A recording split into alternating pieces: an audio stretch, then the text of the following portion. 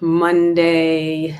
You know what time it is. Mindful Monday Live. My name is Takia Geddes, and I am a soulful transformation facilitator and a life activation coach and the creator of the Kinetic Life Revolution, where I help heart centered seekers and leaders to let go of their past and to really step into their hearts so that they can move into momentum and create a life they truly love. And this is the work. This is the work of our creation, right? Creating a life that we really love. And mindfulness can be a really integral part of really centering ourselves and creating a peaceful foundation for how we engage. And today, I'd like to just dive into digital detoxing. How do we know when we need a digital detox?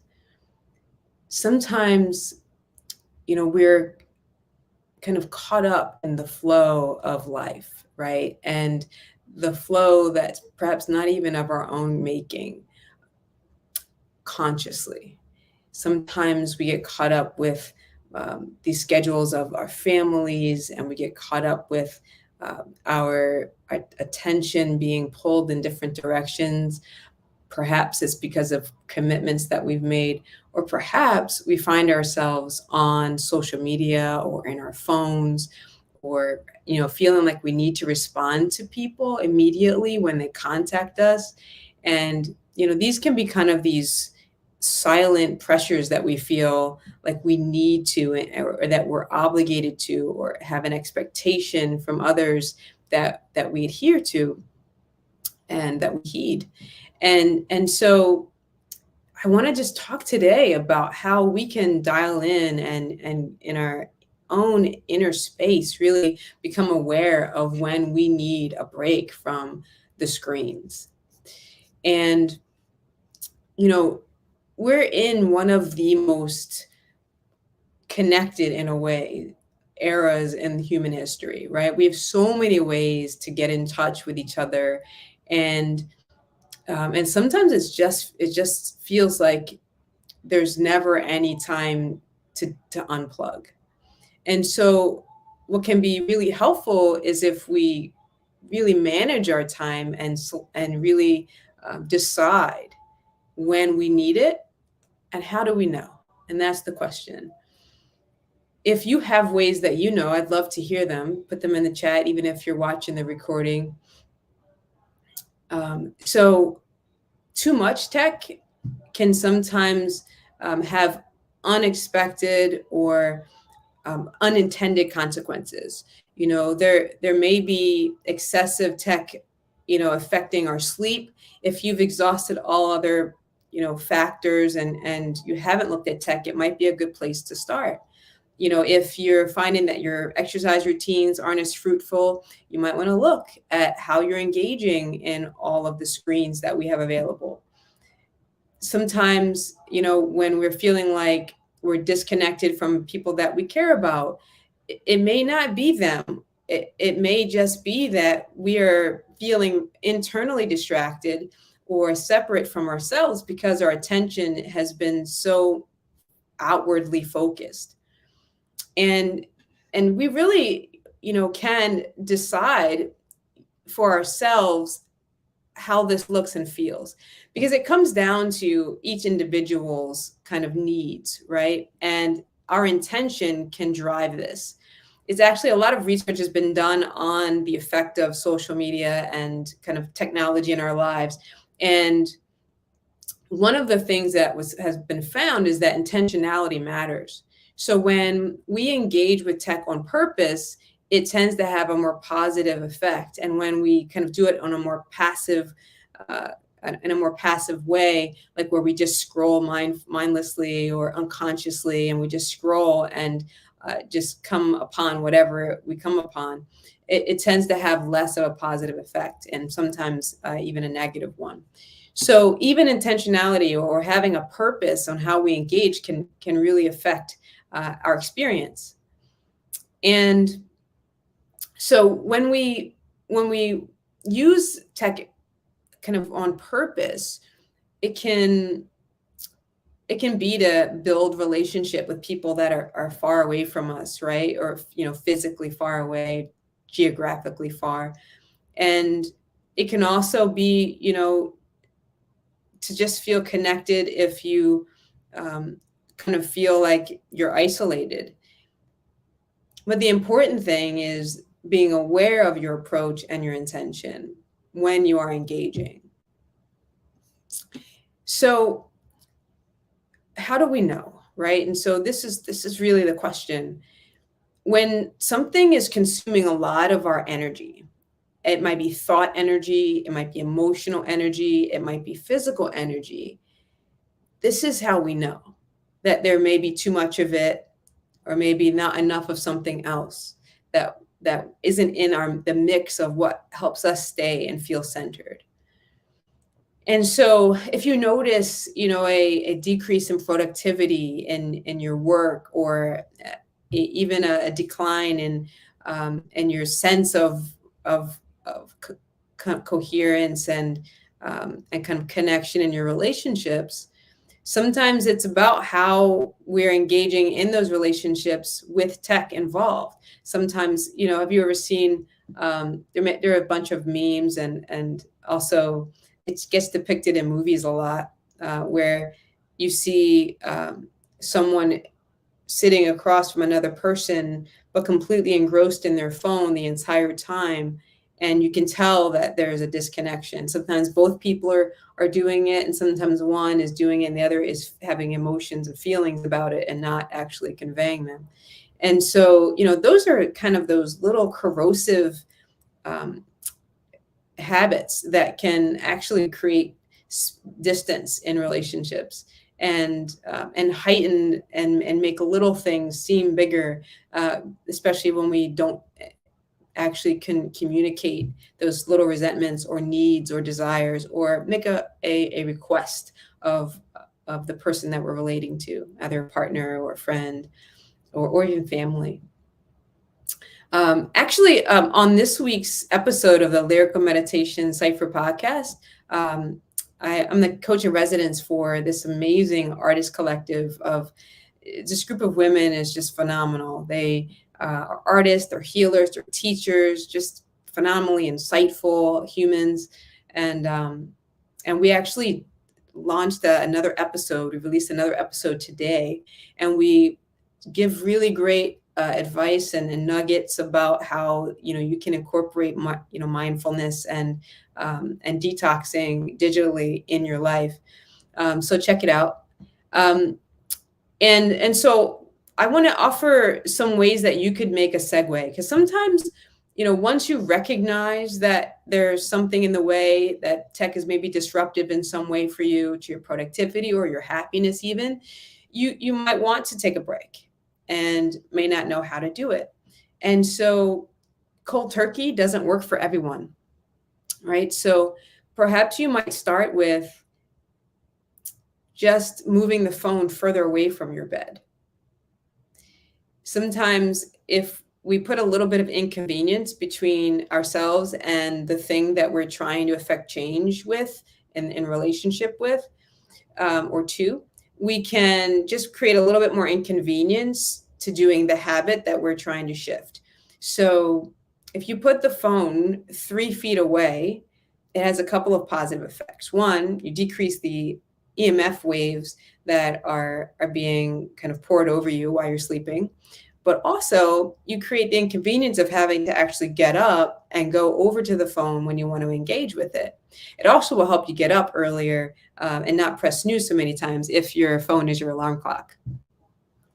And another great possibility for you, so that's number one, right, is to move the phone away.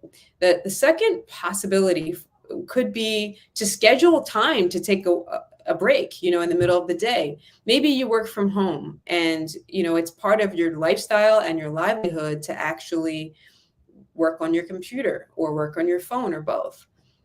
You could set an alarm, and you could actually disengage when that alarm goes off, leaving your phone behind, and come back to it. And during that time, you can fill that space or that void in your day with some meditation or a walk, communing with nature, anything that would feel good for you. It might even just be, calling a friend, you could use, a screen to do it or your phone to do it. It's really about the intention, right? So you could call a friend if you wanted to connect, maybe someone that you haven't talked to in a while. And there's, so when the middle of the day, you're setting an alarm and then you're taking a break, and then you can fill that space or not fill the space. You might actually just sit in contemplation, or you might just take the opportunity to notice how you're feeling, right? And check in with yourself. Um, and that is a perfect segue into the final third thing that I think is probably one of the easiest to access for us, which is to check in with ourselves. A lot of times, when someone asks us how we feel, we say fine by default. Either we don't feel like they really want to know, or they don't care, or perhaps we just aren't clear ourselves about how we feel. And that can be true because we have so many layers to ourselves, right? We have clearly a mental aspect, an emotional aspect, and a physical aspect. And so what if you could inquire, instead of just a blanket response to usually what is the story playing in our heads when someone asks how we are, we refer to that story, and we might just talk about the thing that's bothering us the most in our life. Or if we have something positive happen, we just go right to that. It doesn't mean that all of ourself feels good or feels bad, or is, in need of something, to bring us back into balance. It just means that what we're giving our focus to is the thing that becomes, a representative of how we feel in totality, which may not be true. So think about all aspects of yourself, and really honing this awareness gives us options, right? So if we can think about, okay, how am I feeling mentally? What story or kind of thoughts that are being repeated or coming up for me right now in this moment when I ask myself, how do I feel? Like, where does my attention go? What pulls me or magnetizes me, right? And you may be surprised at what's running behind the scenes. That maybe you're not having, an intentional connection with. Sometimes we're carrying resentment or sadness about something that's happened, or we're carrying regret or guilt. There's so many possibilities, right? We're humans constantly having interactions and engagements and feelings about them and thoughts about them. So, just giving a little attention can give us more information about how we're truly feeling, because being informed gives you the option to then do something about it. Because if you just say, I'm fine, then nothing changes. Or if you say the thing that you've been focused on, oh, my dog isn't doing great,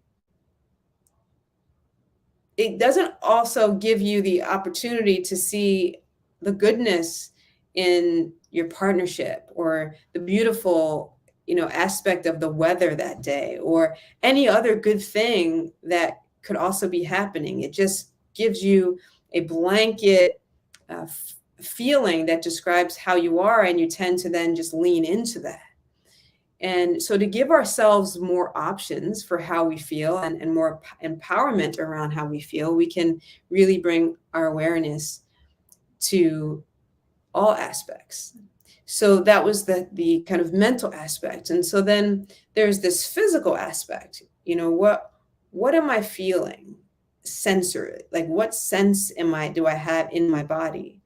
Is it heaviness? Is it tightness? Is there some warmth? Is there some tension? Is there some tingling? Like, what is happening in my physicality that perhaps I wasn't aware of, prior to my deciding to go inward and investigate? it can really give you information. A lot of times we have a place in our body that we hold tension about certain things, like in our bellies. We tend to, it tends to be the place that gives us information about doubt. When we feel things in this area, it tends to be, things that are heartful, or that we care about deeply, or a feeling of expansiveness could indicate that we want more or need more of this thing, or that we just like this thing. What if we're not even aware that we are really enjoying this because we're not paying attention to the subtle responses of the body? And then finally, we have our emotional body, right? We have feelings that arise, and usually they're connected to the thoughts we have, or they could also be really affected by the body itself. If you have pain somewhere, usually there's an emotion riding behind the scenes, like a current that you can become aware of. So just bringing our attention, right, more mindfully to these aspects of ourselves, then we can say, okay, this is how I'm feeling mentally. This is how I'm feeling physically. This is what I'm noticing, right? And this is how I'm feeling emotionally. Now, what do I want? Another great question could be, what is my heart asking for? That could be a really great question to ask yourself. So try that this week and let me know in the comments what you came up with. Maybe you had an aha, or you got some information and were able to then carry out some choices that maybe you didn't even know were options, maybe things you didn't know you needed. Or maybe you just have a sense of empowerment about changing your state because now you know how you really feel. Sometimes just answering the question with more authenticity and accuracy can make us feel more heard and more understood by those around us, which can also be really satisfying and help us feel connected. So I will close there. And this has been a really great session. And I'm so grateful to be here with you. I hope that you enjoyed it. And let me know if you got some benefit from it. Let me know in the comments. I will come back and watch for comments in the chat below. And until then, I would just say, keep it juicy. Life is meant to be delicious. If you're looking for inspiration, check out our podcast, Lyrical Meditation Cipher podcast. You can check it out on Deezer, on YouTube, on Spotify. I usually have something going on in my stories, so you can check it out as well. And yeah, so just lean in a little this week and just notice how you're feeling. Have a great rest of your week, and I will see you soon. Peace and love.